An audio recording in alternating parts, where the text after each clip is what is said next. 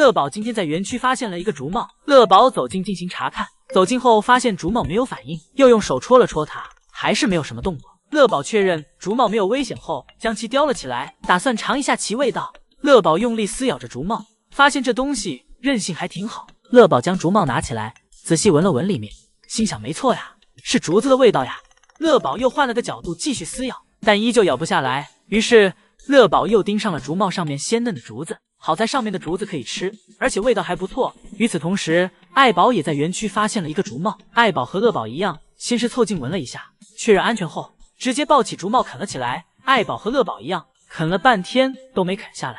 爱宝发现这光滑的触感很是不错，拿着竹帽在身上蹭了起来。经过爱宝的一阵摸索，发现这个东西并不能吃，便果断直接放弃回家了。而旁边园区的乐宝早已将草帽拆得支离破碎，拆了半天，乐宝最后也发现这东西根本不是用来吃的，白折腾了这么久，便回去吃竹子去了。而此时福宝正在和鸽子玩，福宝看到鸽子后扭头就想跑，福宝心想看不见我，看不见我。辉宝正在用自己的小屁股和姨姨们打招呼，辉宝翘着小尾巴不断的在独木桥上蹭来蹭去。这时江爷爷走了进来，江爷爷是来接替爱宝营业的。江爷爷拿着一根竹子充当扫把，为爱宝清理着小木床上的青团碎屑。而瑞宝此时正在小滑梯上睡觉，辉宝则迷迷糊糊的盯着爷爷。瑞宝一下被爷爷的声响吵醒了，江爷爷看到后上前安抚瑞宝，辉宝这时也凑了上来。辉宝一看到爷爷和姐姐玩就吃醋，辉宝表示要玩只能和自己玩。辉宝将瑞宝压在身上，想将瑞宝藏起来，而瑞宝此时困意正浓，根本不想搭理辉宝。趁姐妹俩在相互玩耍时，江爷爷来到南天宝前，对南天宝进行修复。辉宝看着爷爷对南天宝所做的一切，不知道辉宝会不会吃南天宝的醋。如果这样的话，南天宝可要遭老罪了。而与此同时的爱宝正在室外园区吃竹子。爱宝在室外园区待得越来越舒适了，不过没有乐宝吃竹子，看起来自然。乐宝在自己这几百平的客厅里吃着竹子，财阀气质油然而生。一会儿将爷爷回房间取相机，之后又来到了园区，记录着辉宝玩耍的样子。辉宝反应过来后，立马跑向爷爷。辉宝看着爷爷手里的相机，自己也想要玩。辉宝迈着大长腿，想要爬到独木桥上抓爷爷。辉宝一下没有上去，但辉宝没有立马放弃，而是让自己休息了一下。辉宝蹬着独木桥的样子，像是在展示自己的大长腿。辉宝休息完，卖力一蹬，成功爬了上去。爬上去后，辉宝表示这一下可给自己累坏了，趴在独木桥上休息了起来。而这时爱宝也从室外玩完走了回来，将爷爷喊爱宝来小亭子上吃东西。小亭子上早已为爱宝放置了可口的胡萝卜，而江爷爷则默默地站在一旁，记录着爱宝和姐妹俩的日常。每天记录一下宝家的成长过程，已经成为了江爷爷的习惯。今天园区的树上又结熊猫果子了，江爷爷看到后立马来到园区摘果子，防止被人抢先一步。今天园区2棵小树上，每棵小树各结了一个。江爷爷先给左边小树上的瑞小果从树缝里摘了下来，然后让瑞小果顺着小树自己慢慢往下滑。成熟后的熊猫果实都比较听话。瑞小果滑到一半后，江爷爷伸手将其抱起，给其放在了小滑梯上。之后江爷爷又去摘灰小果。江爷爷表示今天又是收获颇丰的一天。江爷爷给姐妹俩抱到小滑梯上后，给姐妹俩检查了一番，看看身上有没有扎上竹子。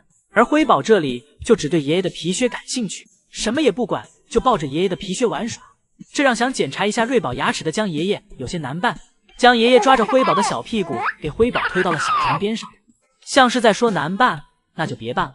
辉宝先是懵了一下，然后又走上前继续抱着爷爷的大腿，表示让爷爷继续，自己还没玩够呢。辉宝越长越大，性格越来越粘人了。要知道辉宝小时候是很高冷的，最喜欢一个人待在房间里，每次都需要妈妈来强行带走，强行接受母爱。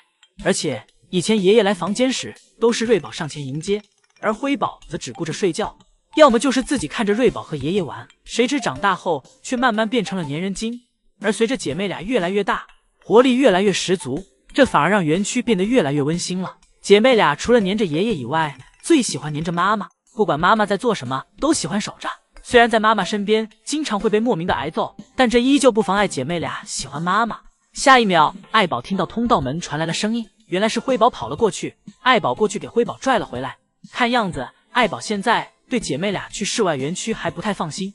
而辉宝不听，反复往通道门口跑去。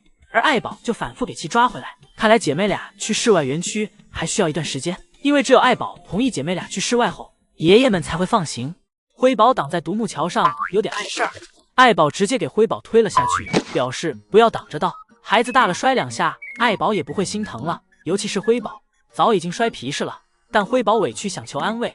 辉宝走到窗前，和姨姨们告妈妈的状，但姨姨们没有领会辉宝的意思，全沉浸在了辉宝的可爱之中。辉宝这波宠粉，姨姨们纷纷表示今天的门票钱值了。姨姨们看着辉宝这可爱模样，不断呼喊着耶波耶波。下午，江爷爷来到园区，来为爱宝收拾竹子，顺便带姐妹俩回家。江爷爷明白大熊猫听不懂自己的话，于是便更改了自己与宝家的交流方式，改用手语了。江爷爷用手指模仿走路的样子，示意辉宝往前走，而调皮的辉宝根本不听。辉宝走着走着就趴了下来，表示自己累了，要休息休息。辉宝是有自己的想法的，而瑞宝此时就默默地趴在小滑梯上自己玩耍着。瑞宝继承了爱宝的性格稳定、妥妥的淑女熊。瑞宝看到爷爷走了回来，于是坐起身，之后目光便一直跟随着爷爷。看到爷爷靠近，瑞宝于是便躺了下来，跟爷爷撒娇，将爷爷把瑞宝揽进怀里，将爷爷宠溺地揉了揉瑞宝的小肚子。瑞宝的表情满是开心和享受，而辉宝这里正在追逐宋爷爷。自从爱宝给2个爷爷生了双胞胎后，俩爷爷就没再因为熊猫不够分而吃醋过，一人一只玩得刚刚好。江爷爷陪着瑞宝，宋爷爷陪着辉宝，不仅2只熊猫玩得开心，2个爷爷因有瑞宝和辉宝的陪伴也很开心。而与此同时的爱宝正在室外园区吃竹子，没有了姐妹俩的打扰，爱宝的生活也变得悠闲起来，可以独自享受一整个室外园区。爱宝在小木床上吃完竹子后，来到了小亭子上铲青团。爱宝对室外园区越来越熟悉了，而宝家的唯一男熊此时正在睡大觉。宝家活得最轻松自在的，非乐宝莫属了。乐宝想去室外玩耍，但奶爸们没有给乐宝开门，这让乐宝很是生气。乐宝为了表示自己的不满，不仅在门口的冰床上撒了一泡尿，还生气地倒蹬在门口，试图用自己强有力的4肢给奶爸把门蹬开，亦或是在发泄自己的不满。乐宝为了等奶爸开门，在园区转了一圈又一圈。因为春天的原因，此时乐宝情绪比较不稳定，会在园区四处做标记。乐宝看到奶爸没开门，于是来到了小亭子上休息了一番，但乐宝体内的躁动使他根本安静不了几分钟。乐宝在通道门口处不断往返，来回查看，反复确认奶爸有没有给自己把通道门打开。反复确认未果，乐宝又在自己的自动马桶上铲了几颗青团。等姨姨第2次排队回来时，乐宝才变安稳。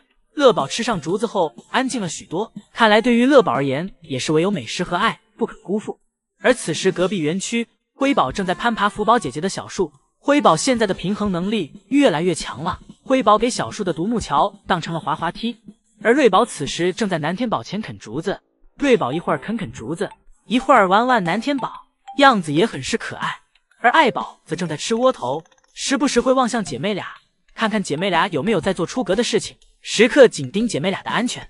总之，此时宝家的每个成员都在忙碌着。江爷爷在采访中被问到，最近有想抽点时间做点别的事情吗？江爷爷表示自己最近一直沉迷于种田，江爷爷甚至在学校里报了一个专门讲农村技术的课程。除此之外，江爷爷还表示想练练剑道以及攀岩。江爷爷真是人老心不老。